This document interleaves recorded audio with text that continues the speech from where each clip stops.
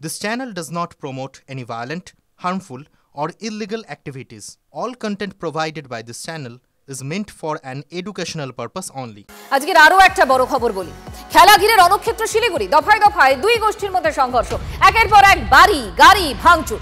পুলিশকে লক্ষ্য করে এই বৃষ্টি ছবি দেখাচ্ছি আপনাদের, লাঠি উঁচিয়ে তারা পুলিশের ব্যাপক ধরপাকড় হয় ওই সময়। ছবি দেখাচ্ছি আপনাদের খেলা ঘিরে রণক্ষেত্র শিলিগুড়ি।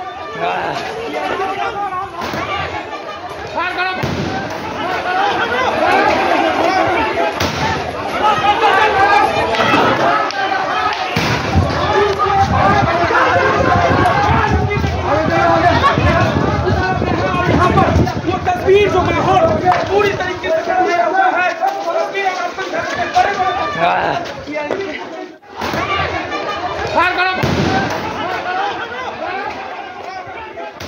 খেলাকে কেন্দ্র করে দুই গোষ্ঠীর মধ্যে সংঘর্ষ এবং যাকে কেন্দ্র করে আজ ফের উত্তপ্ত শিলিগুড়ি। আচমকা এদিন সকাল নাগাদ হামলা চালানো হয়, এক গোষ্ঠী অন্য গোষ্ঠীর উপর হামলা চালায়। এভাবে একাধিক গাড়ি কিন্তু ভেঙে দেওয়া হয়েছে, বড় বড় ঢিল। আমি একবার নিচটা দেখাবো, বড় বড় ঢিল পড়ে আছে বিভিন্ন রাস্তায়। এই ঢিল বৃষ্টি হয়, গাড়িগুলোকে কিন্তু এভাবে ভেঙে দেওয়া হয়। গোটা গাড়ি ভেঙে গিয়েছে এবং আরও একাধিক গাড়ি উল্টে দেওয়া হয়েছে। এই গোটা এলাকায় একাধিক ঘরবাড়িতে হামলা করা হয়েছে বলে অভিযোগ। স্থানীয় কাউন্সিলর যেটা বলছেন, খেলাকে কেন্দ্র করে মারপিটের সূচনা দুই গোষ্ঠীর মধ্যে, এরপর তা বড় আকার ধারণ করে। তাকে মেটানোর চেষ্টা করা হচ্ছিল, কিন্তু আজকে ফের হামলা চালানো হয়। তারপরে কিন্তু উত্তপ্ত হয়ে ওঠে শিলিগুড়ি। এই মুহূর্তে বিশাল পুলিশ বাহিনী গোটা এলাকায় মোতায়েন রয়েছে। আমি দেখাবো একবার ছবিটা। এলাকার বাসিন্দারাও জমায়েত হয়েছেন দুপারে, রেল লাইনের মাঝে দুদিকে দুটো ওয়ার্ড, দুদিকেই কিন্তু লোকজন জমায়েত হয়েছেন। দুই গোষ্ঠীর তরফে বিপুল জমায়েত রয়েছে, সেই জমায়েতকে সরিয়ে দেওয়ার চেষ্টা করছে পুলিশ। গোটা এলাকা কার্যত রণক্ষেত্রের চেহারা। স্থানীয় কাউন্সিলর থেকে শুরু করে প্রশাসনের শীর্ষ কর্তারা এই মুহূর্তে এলাকায় রয়েছেন। সব মিলিয়ে উত্তপ্ত শিলিগুড়ি। ক্যামেরায় দীপায়নের সঙ্গে প্রসেনজিৎ, TV9 বাংলা, শিলিগুড়ি।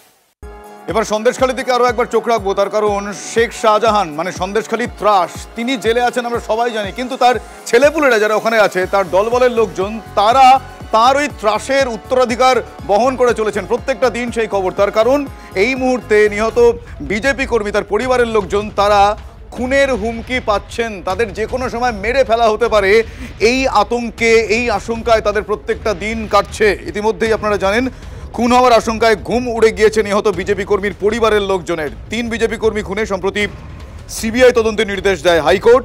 খুনের মামলায় অন্যতম অভিযুক্ত সন্দেশখালী ত্রাস শেখ শাহজাহান, যার কথা শুরুতেই বললাম। সুপারি কিলার দিয়ে খুনের ষড়যন্ত্র শাহজাহানের 3 জন অনুগামীর, সাক্ষীদেরও খুনের চক্রান্ত করছে শাহজাহান অনুগামী, যার নাম কাদের মোল্লা, তার সঙ্গে আরও বেশ কয়েকজন রয়েছেন। এমনই অভিযোগ জানিয়ে এবং নিরাপত্তা চেয়ে সিবিআইকে চিঠি দিয়েছেন প্রদীপ মণ্ডলের স্ত্রী পদ্মা মণ্ডল। তার বক্তব্য শোনাবো আপনাদের।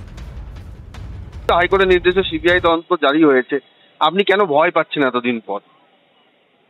ভয় পাচ্ছি এখন এলাকাতে শাহজাহান মোল্লার যে ডান হাত কাদের মোল্লা, শেখ শাহজাহানের যে ডান হাত আছে, ও গোপন সূত্রে আমরা একটি তথ্য পাই যে গতকাল ওরা একটি কাদের মোল্লার পার্টি অফিসে বসে বৈঠক করে, যেখানে আমাদের সুপারি কিলার লাগানোর কথাও বলেছে এবং মানে প্রাণ নাশের চেষ্টা আর বিভিন্নভাবে হুমকি আসছে। আমার 2 সন্তান আছে, আমি তো স্বামী হারিয়েছি, তারপরে যদি এরকম আসে সেই জায়গা থেকে তো যাতে সিবিআইকে আমি জানিয়েছি যাতে আমাদের একটু নিরাপদে আমরা থাকতে পারি।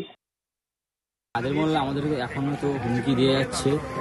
এগুলো তো বাইক আমাদের কাদের মোল্লার যারা মানে জঙ্গলি আছে, তারা প্রতিনিয়ত সন্ধ্যাবেলা রাতের অন্ধকারে আসছে, এসে হুমকি দিয়ে যাচ্ছে।